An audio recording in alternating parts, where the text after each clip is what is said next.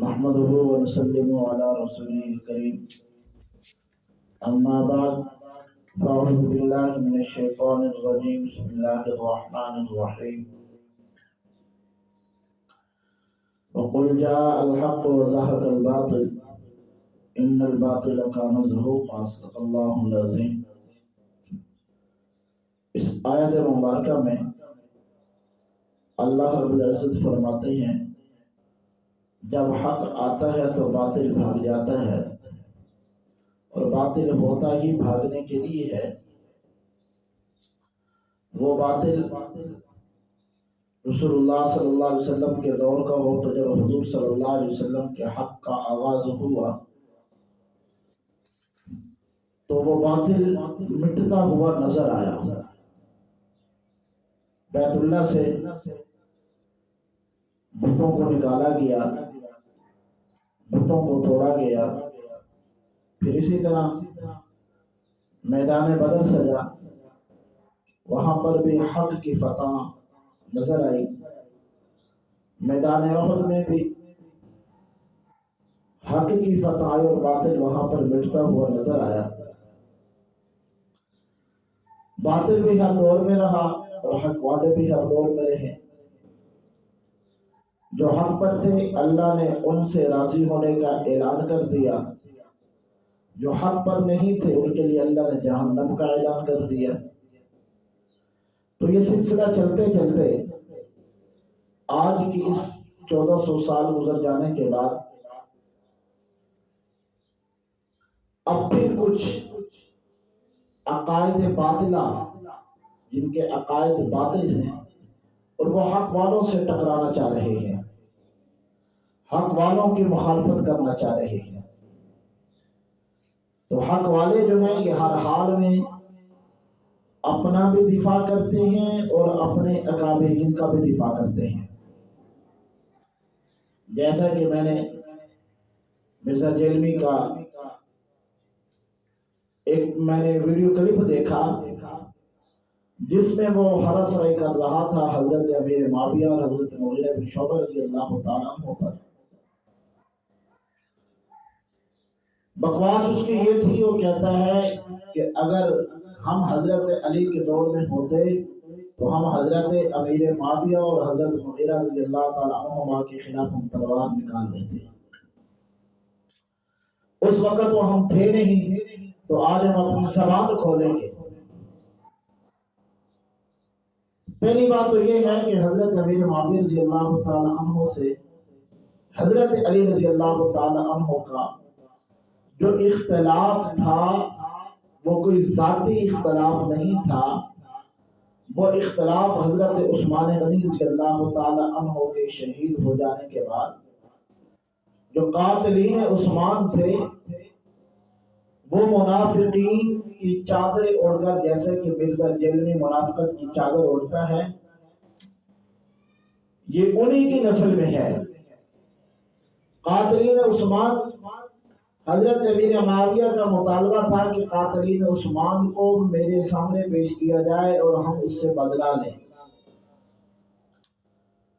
حضرت علی رضی اللہ تعالیٰ عنہ کا پیغام یہ تھا کہ امیر معاویہ مجھے حکومت سنبھالنے دیں، میں پھر اس کے بعد ان ملعونوں کو، ان قاتلین عثمان کو سزائیں ضرور دوں گا، تھوڑا سا مجھے خلافت کا نظام صحیح کرنے دیں۔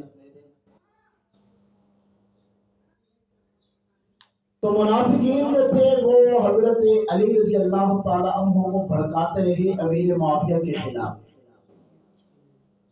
کچھ منافقین جو تھے وہ لبادہ اوڑھ کر کے مسلمانوں کا اور ہمدردی کا حضرت امیر معاویہ کے ساتھ مل گئے تھے۔ وہ سارے ایک ہی، کچھ حضرت علی کی صفوں میں تھے اور کچھ امیر معاویہ کی صفوں میں تھے۔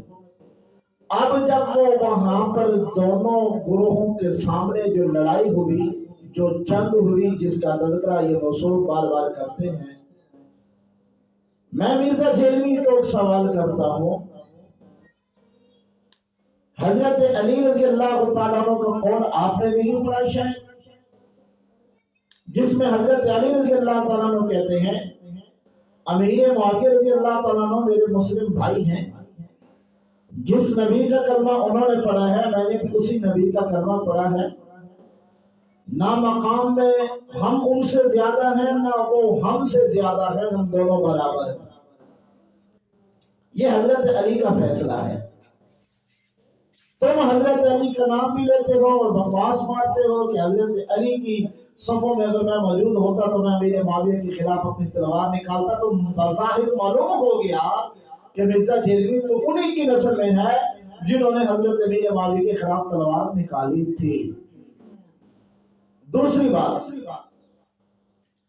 हजरत अली रज़ी अल्लाह तआला अन्हु को जब उस बदबख्त ने इब्ने मुलजम ने जब वार किया, इब्ने मुलजम कौन था, इसको किसने भेजा था? मिर्जा जेलवी, ये मेरा सवाल है आप पर, आप अपनी तहकीक करें और इंशाअल्लाह मैं ये दावे से कहता हूँ मिर्जा जेलवी और वो जो इब्ने मुलजम था वो तुम्हारी नस्ल में से ही निकलेगा जो अमीर मावी के खिलाफ बक बक करते हैं। तुम्हारी नस्ल का वो इब्ने मुलजम जिसने हजरत अली रज़ी अल्लाह अन्हु पर वार किया और वार करवाया किसने? वो ये वही कातिलीन उस्मान थे। जब इन्होंने देखा अली और मुआविया दोनों इकट्ठे होने वाले हैं, जब ये दोनों इकट्ठे हो जाएंगे तो फिर हमें रगड़ा लगाया जाएगा, हमें फिर मुश्किल का सामना करना पड़ेगा।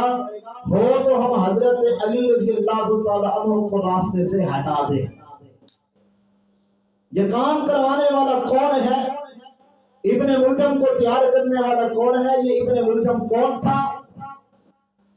जब आप अपनी आंखों से पट्टी हटाएंगे, मिर्जा साहब मैं आपको मुखातिब हूं, अगर आप जब अपनी आंखों से ये तअस्सुब की पट्टी हटाएंगे तब पता चलेगा वो अब्दुल्ला इब्न सबा की नस्ल में था और अब्दुल्ला इब्न सबा की नस्ल ही हजरत अली की सफों में घुसी हुई थी, जिन्होंने हजरत अली रज़ी अल्लाह तआला अन्हु को अपना बज़ाहिर उन्होंने मुसलमान कहा लेकिन अंदर से मुनाफिकीन थे। कुछ मुनाफिकीन अब्दुल्ला इब्न सबा की नस्ल के मुनाफिकीन वो हजरत अमीर मुआविया की सफों में घुस गए, लड़ाई दोनों तरफ से हुई। अली रज़ी अल्लाह तआला अन्हु भी इससे बेखबर हैं, हजरत अमीर मुआविया भी बेखबर हैं। अगर ना हो तो मैं किताबों के अंबार दलाल के अंबार तुम्हारे सामने लगाऊंगा। मिर्जा जेलवी को हमें चैलेंज कर, हम तेरे पास आने के लिए तैयार हैं और इंशाअल्लाह हम तुझे बताएंगे हम अहले बैत से कितनी मोहब्बत करते हैं। तुम अहले बैत का झूठा नारा लगाते हो, अहले बैत के साथ नफरत करते हो, तुम अहले बैत से मोहब्बत का इजहार करके उनकी बातों पर अमल नहीं करते। जब हजरत अली रज़ी अल्लाह तआला पर वार हुआ, हजरत अली ने अपने बड़े साहबजादे जनाब सैयदना हसन रज़ी अल्लाह तआला को बुलाया और बुला करके कहा, ऐ मेरे बेटे हसन, मेरी जिंदगी का पता नहीं है मैं कब दुनिया से रुखसत हो जाऊं।